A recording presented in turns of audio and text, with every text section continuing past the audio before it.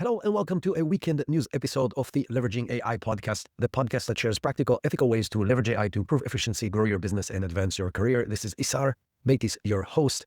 And today is going to be a short news episode because I just came back from a trip from Chicago doing a keynote in a workshop, and I'm leaving today to Europe to do two different AI workshops. So I have a limited amount of time, and I actually considered not doing an episode today, but there are two really big things to talk about. So we will do a shorter episode in which we're going to focus on these two things. One is going to be world models, and the other is going to be models who are ruling the world. And you will understand in a minute as we get started. There are a lot more news from this week, a lot of really interesting news, and you can find all of those in our newsletter, but we will focus on these two topics. So let's get this started. So world models is something that we mentioned several times previously on the show, but it was never a big deal and definitely never the main topic of the episode. But it is today because we got three different things in the world models that happened this week. And the first one we're going to talk about is the departure of Jan LeCun from Meta.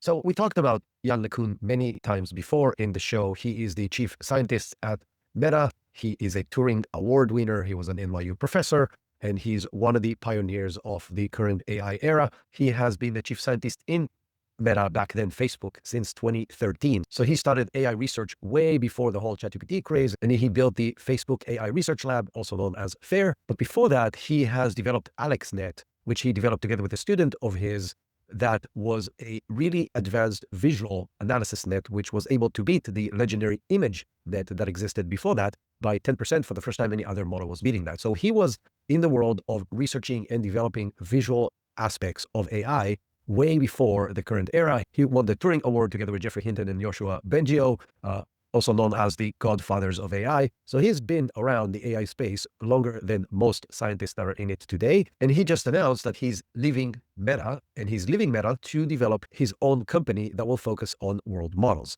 So a little bit of background. LeCun has been very loud since the launch of ChatGPT, stating that large language models will not lead to AGI. He always suggested that the only way to get to AGI will be to develop models who understand the world as the world is and learn like babies as we learn from the environment and not through just language, which is a very narrow way to view the world. He's known for a tweet that says, "It seems to me that before urgently figuring out how to control AI systems much smarter than us, we need to have the beginning of a hint of the design for a system smarter than a house cat," basically comparing large language models to a house cat in their level of intelligence. Now, there are multiple reasons of why Jan would leave Meta. The biggest one is obviously the turmoil that's happening in Meta right now. So he was the head of the AI show, and after the not so successful release of Llama 4, he was, and I'll be very gentle, sidelined by Mark Zuckerberg, who spent $14.3 billion into Scale AI in order to poach Alexander Wang, their CEO, to become the new head of Meta's super intelligence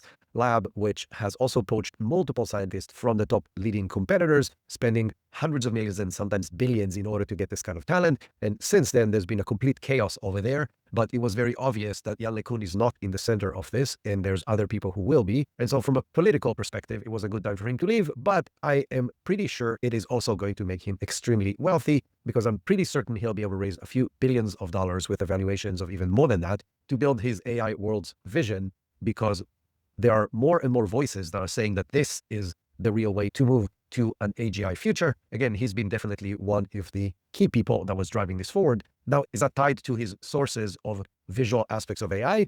Potentially, because there's others in a similar path that think like him. So since there's not much to report right now on exactly what Jan LeCun will be doing, I'll switch to another person with a similar background who is making similar waves, and that is Fei-Fei Li. So who is Fei-Fei Li? She is another one of the early scientists in the modern era of AI and one of the leading voices. And she was a Stanford professor since 2009. And she's the one that in Stanford developed ImageNet, which we mentioned earlier as an early AI tool that could read text and even handwriting, which was then surpassed later by AlexNet that was developed by Jan LeCun. So this is how all these people are tied together and been working on similar things for many, many years. She developed ImageNet back in 2009, but she also co-founded AI for All, which is a nonprofit to boost AI education. And she did that in 2017, where most of us couldn't spell AI. She won multiple awards, and she's considered the godmother, if you want, of AI in the modern era. And in 2014, she founded World Labs, which is a company that is building AI-driven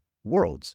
Now, she just published a Substack called From Words to Worlds, Spatial Intelligence is AI's Next Frontier.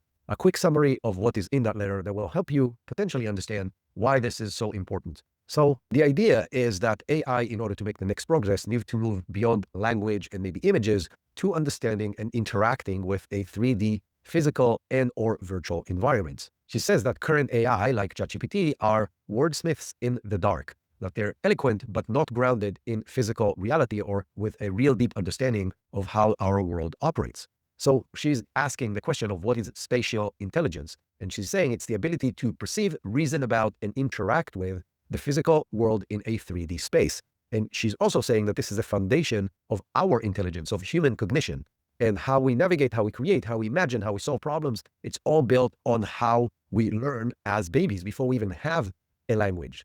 And she gives examples. We know how to park a car. We know how to catch keys when somebody throws it at us. Firefighters knows how to navigate buildings when they can't see anything. And it's all because we have general understanding of the environment around us in a very deep level. And to prove why that is a problem, she's saying that current AI is highly limited in understanding the actual environment. She's saying that LLMs struggle with very basic spatial tasks like estimating distances or rotating objects in a space or placing them correctly or navigating mazes or predicting physics. All these things current AI, large language model-based AI, is not very good at. Even AI-generated videos that seem to understand the world physics, which by itself is amazing, are limited to X number of seconds and now maybe mere minutes, but that's it. You can't run a persistent video with clear physics and continuity that will run for 30 minutes, not to mention 30 hours right now. And this is why there are completely new sets of models to run robotics who need to operate in the 3D world. So the solution that she's suggesting is what she's calling world models. And world models have three main essential capabilities. One, it's generative. They can create geometrically and physically consistent virtual and or real worlds. What you're saying real world is obviously a representation of a real world versus a completely made up world. The other thing is they're completely multimodal. They process diverse inputs. They understand image, video, text, gestures, and physics to produce complete world states. And the third one is that they're interactive. They can predict the next states based on actions and goals that are driven inside that world that they have created or that they operate in. So from a timeline and application perspective, she sets three different times. One is the near term, basically right now, which is creative tools for filmmakers, game designers, architects that allows you to build 3D environments without the need and the overhead of traditional software development, just by giving it a prompt, and it will generate everything you want with accuracy and consistency, which is the key. The mid to long term, 3 to 5 years, the idea is to develop whole environments for robotics and what's called embodied AI that will be able to drive a wide variety of different kinds of robots that will be able to operate effectively and safely in a wide variety of environments. And in the long term, she's talking about scientific discovery, healthcare, diagnostics, and immersive education, basically being able to build worlds to teach people anything that you want to learn, being inside that environment, most likely with some kind of virtual reality headset. Now, she's not just talking or writing blog posts, she's also making it happen. But before I tell you what she's making happen, I want to quote one line out of this manifesto that she shared because I found it very, very powerful. She said, and I'm quoting, "Extreme narratives of techno-utopia and apocalypse are abundant these days, but I continue to hold a more pragmatic view. AI is developed by people, used by people, and governed by people. It must always respect the agency and dignity of people. Its magic lies in extending our capabilities, making us more creative, connected, productive, and fulfilled. Spatial intelligence represents this vision." I think this is beautiful and wonderful, and I really, really wish that all the people who are driving AI today would feel the same way and act based on these principles. But now to the big news from World Labs, again, Fei-Fei's company. So after raising $230 million, World Labs is finally launching its first commercial product just a year after emerging out of stealth. And it even has a freemium access. You can use it for free with limited generations. But what it knows how to do is it knows how to generate either realistic or completely made up worlds from prompts. So as I mentioned, you can use it for free for up to 4 generations. The pro tier that is $35 a month gives you 25 such generations. So she quoted, "On this launch, the new generation of world models will enable machines to achieve spatial intelligence on an entirely new level." So this model is called Marble. And in addition to the ability to generate worlds from a prompt, which by itself is really cool, but there's other companies who do this. Google has a similar tool as well, but Marble comes with a few really cool tools. One is called Chisel, which allows to decouple the structures such as walls and 3D blocks from the visual styles. So you can control both the building blocks of the world as well as the style of the world separately. It allows you to move objects in the world and place them in different places to have better control on how the world is built. Or like their co-founder, Justin Johnson, said, I can just go there and grab the 3D block that represents the couch and move it somewhere else. But then you can also define how the couch is going to look like. So this allows more control to creatives to create the worlds they want exactly the way they want them. You can even expand the worlds by providing them a growing edges.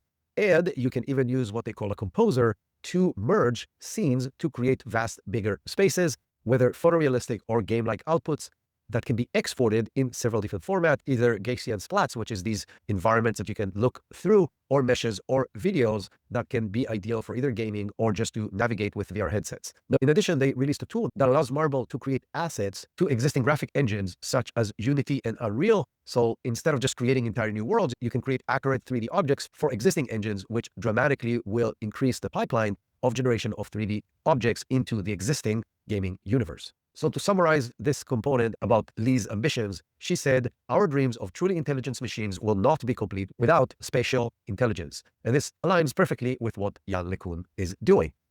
And this aligns perfectly with what Jan LeCun is saying and now going to be doing as well. And they're, as we mentioned, coming from a very similar aspect of the AI universe. So it makes sense that they think the same way. But this is not the last piece of news about understanding and operating in 3D environments. DeepMind just released Sima 2, which is a AI that can reason in 3D worlds and play extremely well in every computer game, including really sophisticated computer game. How does it work? Well, they basically let it play any game, including really advanced, sophisticated multiplayer games in complex environments, and it is learning on its own how to play the game well.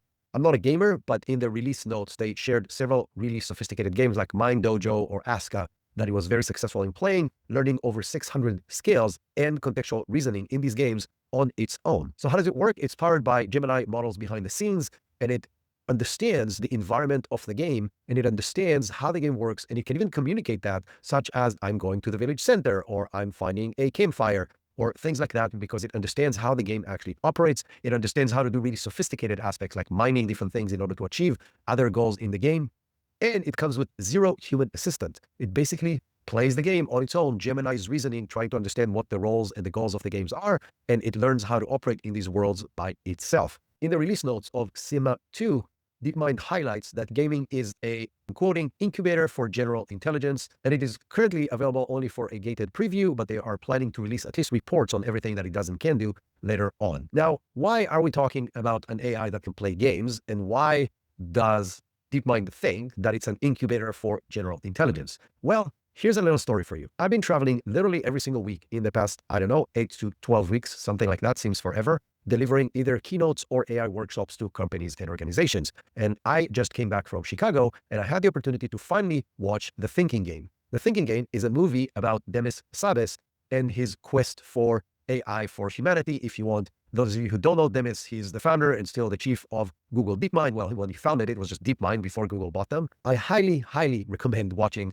this movie. It is really, truly inspiring, but it connects well to what we just talked about because it shows how AI learning from games can deliver, in the end, very significant results. So before I tell you what that is, 2 words about the movie and about Demis. First of all, the movie made me feel completely worthless. I mean, I really liked Demis's approach before the movie. It always felt a lot more genuine, realistic, and really grounded in true drive to make the world a better place with AI compared with some of the other leaders of the other labs. And this movie made me feel significantly more like this about Demis. He is absolutely incredible. He's really driven by making the world a better place with the usage of AI, and watching his journey and thinking how he feels and how he drives other people around him made me feel completely worthless compared to what he is doing. It is really inspiring.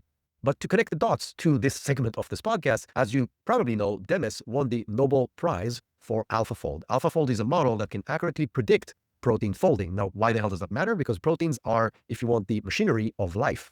Like everything we know as living anything is built on proteins that are folded together. But trying to understand how they're folded, basically how they create a 3D structure that then becomes life, is a crucial component of A, understanding life, and B, being able to understand disease and designing new drugs to solve every illness on the planet. Well, previously, before AlphaFold, it was extremely difficult and very inaccurate to understand the structure of a protein. It would take years in a lab to figure out one protein. Well, AlphaFold is a prediction model, can predict protein structures in minutes and get it highly accurate, and they've used it to predict structures of over 200 million proteins and then open sourced it so anybody can use it for research. So how does that connect to gaming? Well, in the path to getting to AlphaFold, the previous iterations that gave DeepMind the capability to even go down that path was gaming.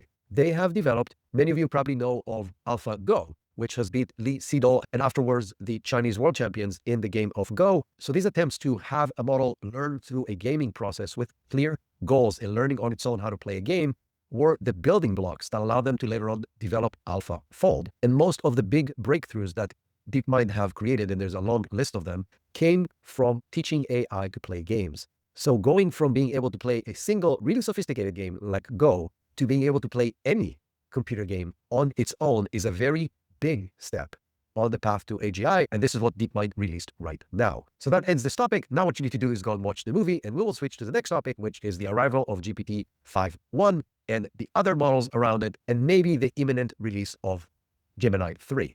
So OpenAI just released GPT 5.1, which doesn't sound like a big spread from 5. It just adds a 0.1 at the end, but it's actually a dramatically different model that has a lot of big, significant improvements. So on the high level, they released two different models, GPT 5.1 Instant, which is faster and more conversational, and it has a warmer tone for everyday tasks and conversing, and GPT 5.1 Thinking, which is slower, but has much better complex reasoning, math, logic, multi-step planning, and all these kind of things that thinking models are good at.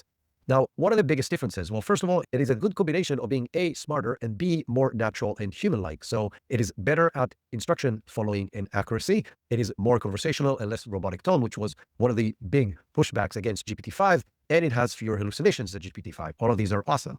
It also has adaptive thinking. So they dramatically improved the amount of time that it needs to think for specific tasks. So for simple things, it will answer faster than GPT-5. And for more complex things, it will think longer than GPT-5. In both cases, providing you better answers aligned with the relevant amount of time that needs to be invested in actually getting there. It also comes with several different personalities that you can select from: professional, candid, quirky, friendly, and efficient. And the basic model is fine-tuned for being warmer and more conversational. And it even proactively offers to adjust the tone during conversations depending on what is actually happening. It is supposed to be better at creative writing, better at coding with more tools that it can use, and it has enhanced planning and multi-step task execution. So on paper, a significantly better model than GPT-5. Now, I didn't get a chance to play with it enough. Again, I just came back from one workshop and I'm shortly leaving to the airport for another.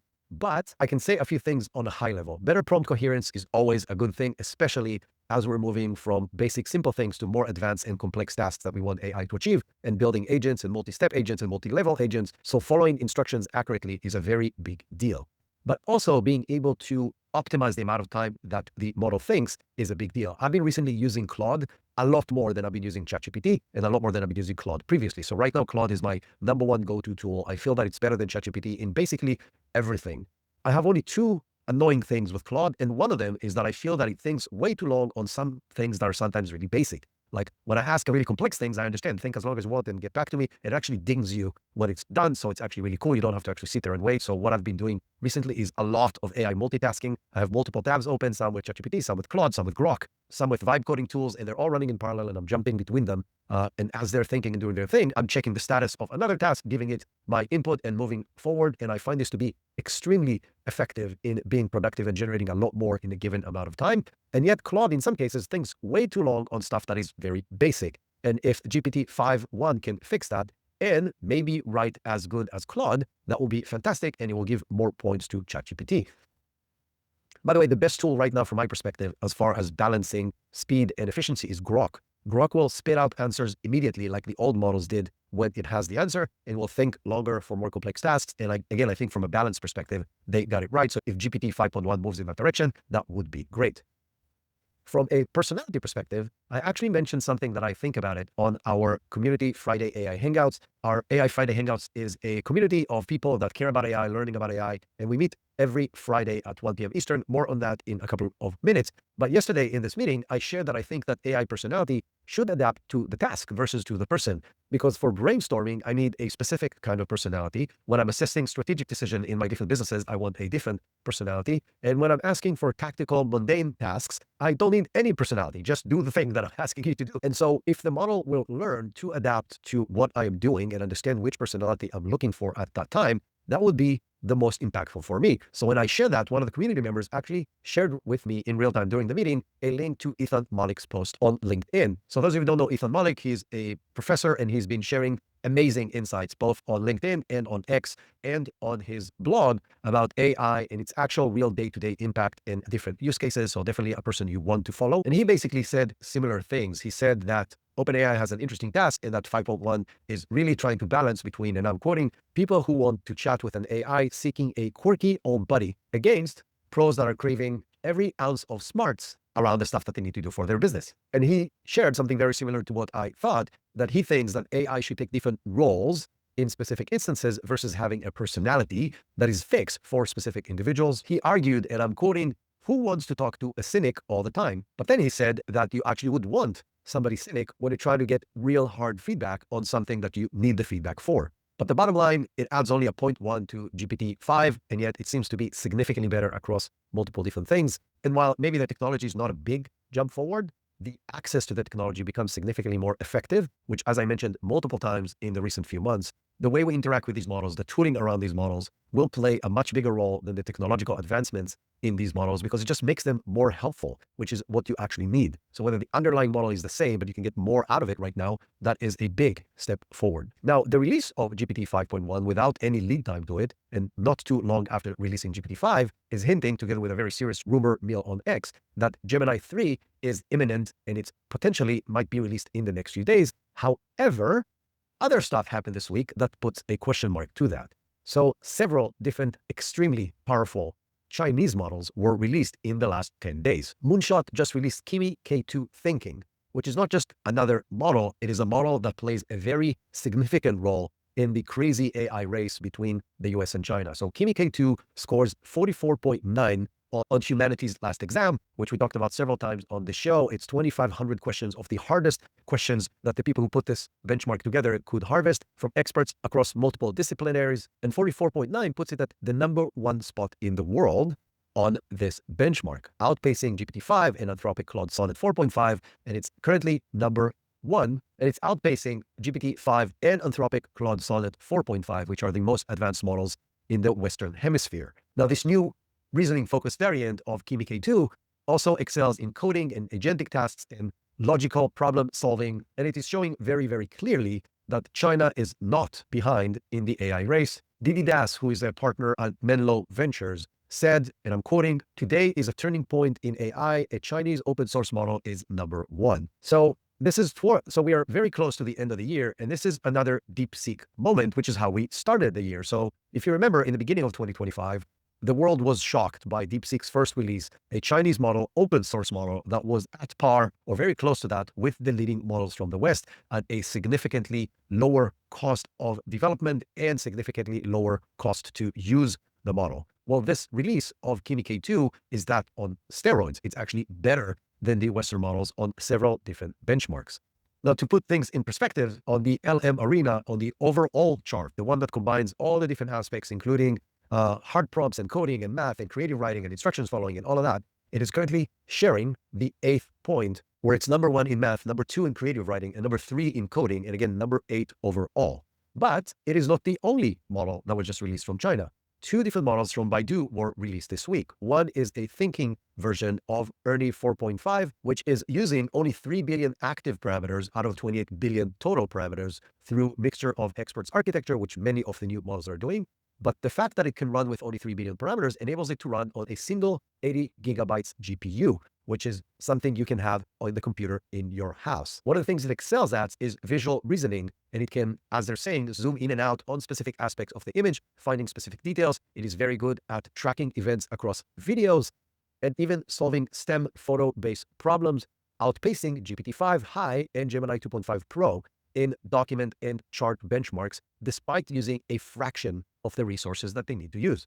But they also released Ernie 5.0, which is the next version with some additional tools that comes with it, and it's acing several different benchmarks like the OCR bench, Doc VQA, and the Chart QA benchmarks, again, all in visual understanding, recognition, and comprehension of visual cues and data analysis from both visual and numerical information, which enables it to do stuff that is really, really important for any business process. So the ability to analyze data, visual data and numerical data is the key of running successful businesses, and it can do that better than the top models of the West. Robin Li, the CEO of Baidu, said, "When you internalize AI, it becomes a native capability and transforms intelligence from a cost into a source of productivity." And I agree with him 100%. If you understand how to use AI effectively, and now that they're developing these extremely efficient models that are practically free, you can completely transform businesses as they run today with the ability to analyze huge amounts of data and make better decisions on how you're going to run your business, grow your business, operate your business, and so on. Now, when I say they're significantly cheaper,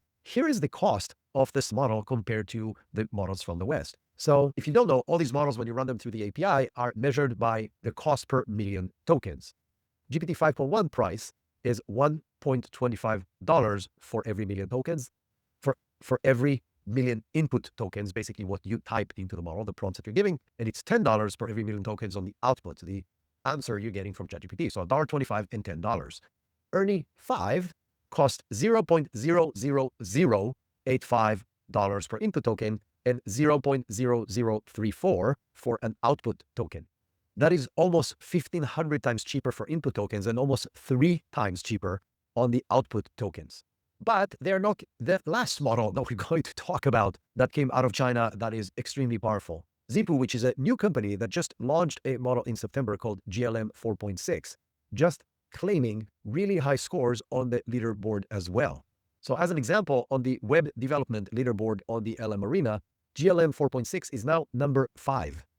Ahead of it is just Claude Opus 4.1, Claude Sonnet 4.5, GPT-5 Medium, and another version of Claude Sonnet 4.5.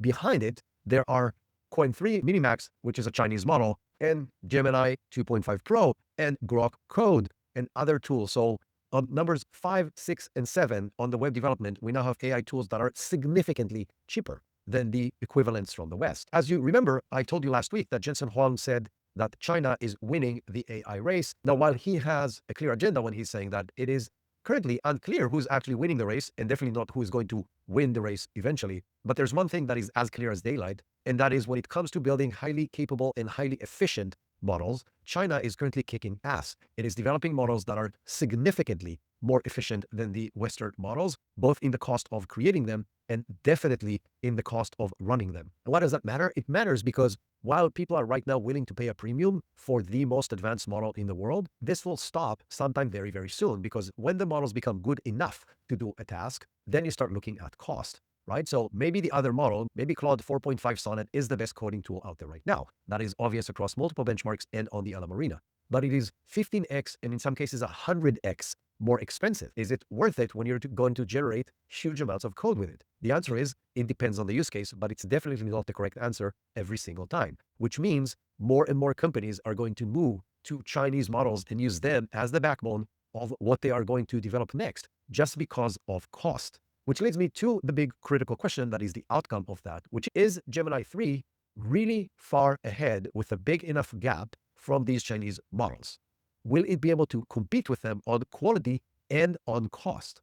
Because if not, Google may delay the release of Gemini 3. So if you are OpenAI, going from GPT-5 to GPT 5.1 makes a lot of sense. It's just a 0.1, it's not a big deal, and then we got a better model out there.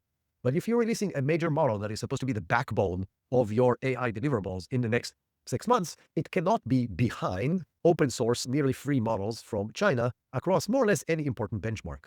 And so I'm certain that a lot of people inside of Google are now testing their models and trying to optimize the model. And if it's not dramatically better, or at least close in price to the Chinese models, I don't know if they're going to release it. They may release a Gemini 2.7 or something like that in between. And I obviously don't know what's the level of readiness of Gemini 3. I obviously don't know how good it is. All I know is the rumors that I'm seeing on X, which are rumors. But it will be very interesting to see how this evolves, and I will obviously report as soon as I hear what's happening. Now, there are dozens of more important pieces of news this week, but sadly, I need to go to the airport, and you can still learn about all these news just by signing up to our newsletter. So there's a link to that in the show notes. You can click on the link and sign up and get access to all the news every single week, by the way. It's not just this week. Every single week, there's news that do not make it into the recorded version, and they all exist in the newsletter. But I promised you more information about our AI Friday Hangouts. So there is an incredible group of AI enthusiasts that meets every single week, Friday, 1 p.m. Eastern, for over a year now. And we are talking about AI. We're talking about big picture, where the world is going, how it's going to impact our society. But we also talk very tactical, reviewing tools and use cases that everybody from the community is sharing and showing other people new tools that they found, new use cases that they implemented, discuss difficulties and other people are trying to help solve them. It's an incredible community. And I really want you to learn more about this because I would love other people to join us as well. And so I decided to give you a glimpse into what's happening in the AI Friday Hangouts. And that glimpse is going to come this Tuesday as a mix of several different discussions that we had in the Friday Hangouts. And it is going to be magical, I think, for some of you, because you will see a great mix of different kinds of discussions. Some of them are highly tactical, explaining very specific things and how they work, and even sharing specific use cases with prompts and everything else. And some are very big picture. And in both cases, today and on Tuesday, there's a link in the show notes for you to come and join those Friday Hangouts. It doesn't cost anything. It's not mandatory. You just join the community and you can join us whenever you can on Fridays. That's it for this week. I hope you all keep on experimenting with AI, sharing what you learn. If you are enjoying this podcast, please subscribe on your podcasting platform. And if you're on either Apple Podcasts or Spotify, please give us a review. That helps us get to more people. And share it with a few people that you know can benefit from this. Just click the share button on your podcast platform and send it to a few people that you know can benefit from it. I'm sure you know some of these people. That's it for this week. We'll be back on, again, a unique episode on Tuesday. And until then, have an amazing rest of your weekend.